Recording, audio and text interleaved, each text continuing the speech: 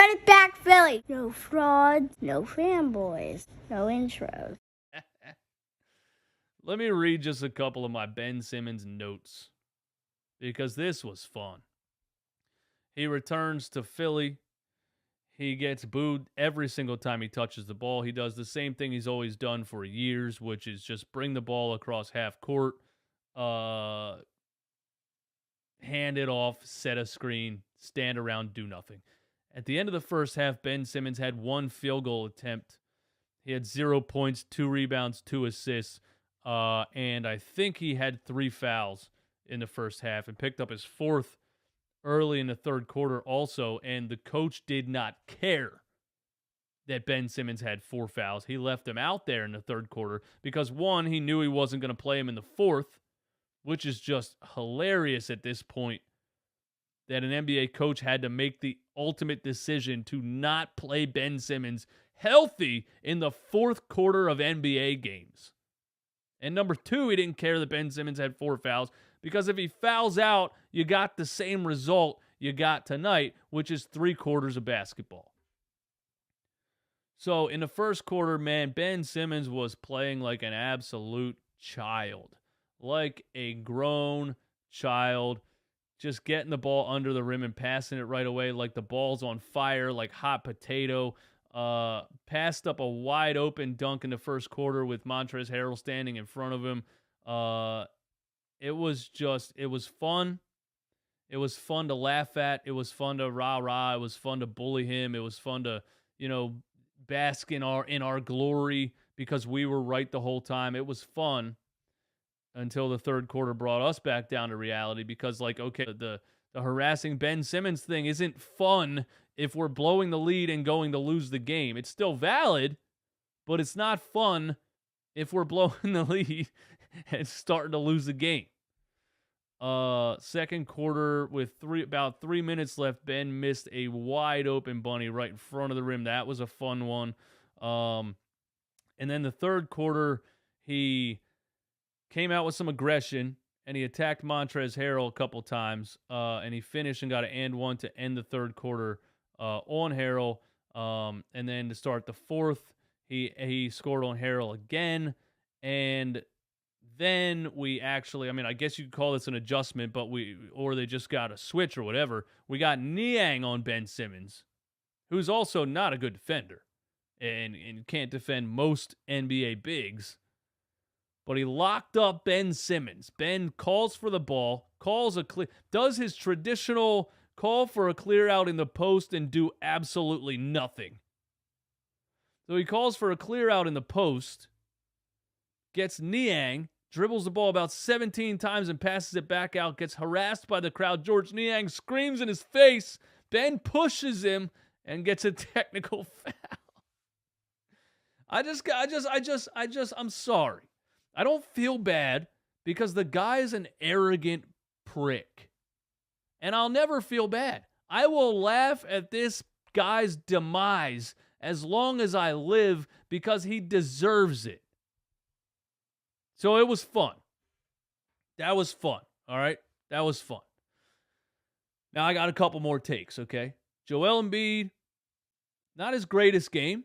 Finished the game with 26 points, 10 rebounds, 3 assists, 4 fouls, 6 for 18 from the field, 1 for 5 from 3.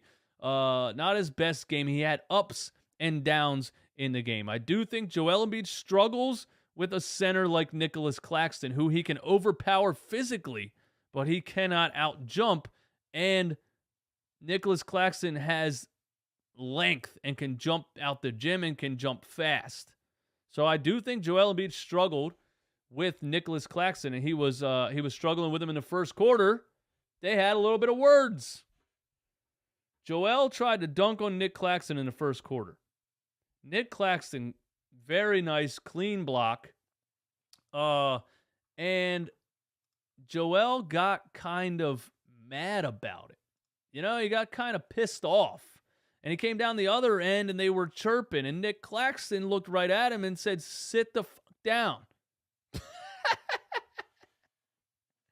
Now, some people call me a homer. I was on Nick Claxton's side of this argument. because I thought Joel was being a little bitch. I thought he got blocked cleanly and he was mad about it. And he was talking trash and acting like a child. And I said, and then when he sat down at the end of the first, I said, now, Joe, you need to come out the second and shut your mouth and let your game do the talking, because you're just coming off as weak right now. You're just coming off as upset that you're getting your ass beat by Nick Claxton. And he came out in the second with a lot more seriousness, a lot more aggression, a lot more dominance, and put his head down and got things done. And so I loved what Joel Embiid looked like when he came back in the second quarter versus kind of what he looked like in the first, because Nick Claxton had him on his heels, Nick Claxton was showing him up a little bit, and he let his emotions get the best of him in that first quarter, and it just came off as whack to me. And I think he sat down and he said, what am I doing? Am I really out here beefing with Nicholas Claxton? I'm an NBA superstar. And he came back in the second quarter and went to work. So I liked it. But he it started to happen again, like in the third, in the fourth. Claxton was a tough matchup for Joel, man. Claxton was a tough matchup for Joel. Joel had an opportunity to dunk on Ben Simmons in this game. Ben Simmons moved out of the way. Joel dunked the ball with two hands, tried to rip the rim off, and then said something to Ben. And I think he said something like, that's how you finish. Because it was right after Ben missed that bunny right in front of the rim. So I love the trolling by Joel in this game. But he definitely did have a tough time with Claxton. But I loved, anybody that trash talks Ben Simmons is fun for me. I didn't think we were going to get so much Joel Embiid versus Ben Simmons in this game. I thought it was going to happen rarely. It happened all the time. From the time the game started to the time it ended, it was Joel Embiid versus Ben Simmons. Well, most of the first half, it was Joel Embiid versus Ben Simmons. Obviously, Ben wasn't in the fourth quarter, and Ben got run in the third when Joel was on the bench. But most of the first half, we got exactly what we came for. We got Joel Embiid with the ball on the block with Ben Simmons trying to guard him, and Ben played pretty good defense on him. I'm not going to lie to you. The first couple possessions, Ben stood him up. Ben's a good defender. We already know he's a good defender. Played pretty good defense on him. I would have liked for Joe to dominate him a little bit more than he did. But, the time that he had the opportunity to dunk on him and Ben moved out of the way, that was fun. On the other end, Ben passing up wide open dunks and then missing bunnies right in front of the rim. That was fun. So it was fun to troll Ben Simmons. But it would have been I guess it would have been more fun if Joel Embiid had a better game. Wasn't a great game, but that's how great Joel Embiid actually is, because when he doesn't have a great game and he has 26 points and 10 rebounds, 26 and 10 is an off night for Joel Embiid. That's how good he is. 26 and 10 is an off night for Joel Embiid. That's how good he is. I love that.